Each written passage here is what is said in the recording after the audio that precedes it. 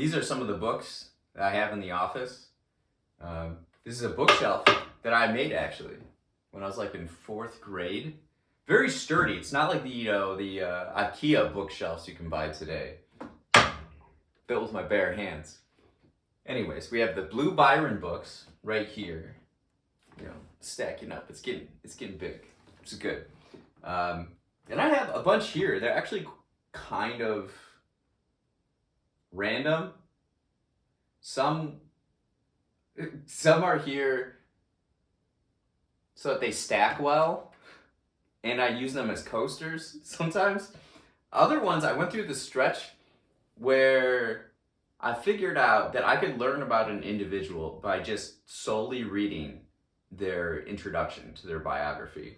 So we have like Muhammad Ali, John Dillinger, Andrew Carnegie, Peggy Guggenheim, Jane Goodall is in here, Teddy Roosevelt. Other ones we have like But What If We're Wrong by Chuck Klosterman. That's one of my favorite books. We have some random ones. I just like the size of this book and the cover and the title, Thinking Like a Mountain. Towards a Council of Beings. That seems really interesting to me. I'm really into these kinds of books. Actually, now looking at this, I've never read it, but I like owning it. It's probably the case for a lot of us. I have some Kurt Vonnegut. I'm not a big Vonnegut guy, but I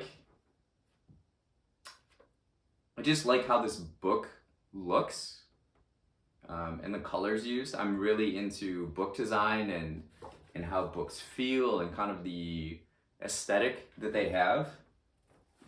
This one's really cool. The Art and Music of John Lennon, and he's got, you know, those glasses with like a rainbow in them, and it's kind of his style of drawing. He would draw a lot. You know, we got the Jurassic Park.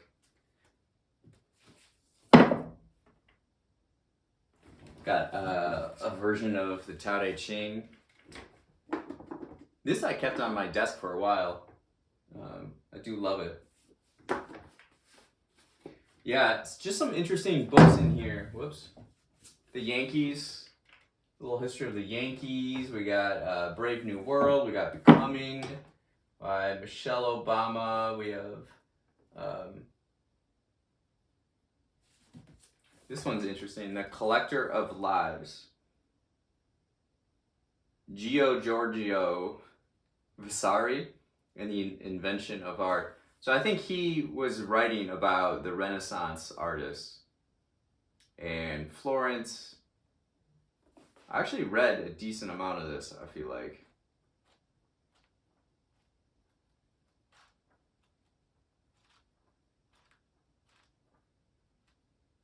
I thought I did.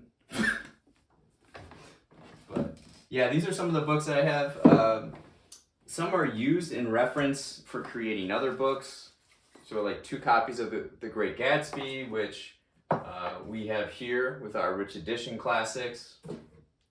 Some Dr. Seuss, Bread and Honey, and just like having books to reference to see how they designed them, and the fonts, the colors, the size, the copyrights, like all of that I use to kind of study and create new books. So this is the bookshelf in the office. I wouldn't say I'm terribly intrigued by many of the titles. This isn't my treasure trove bookshelf, I would say, but it's fun to have.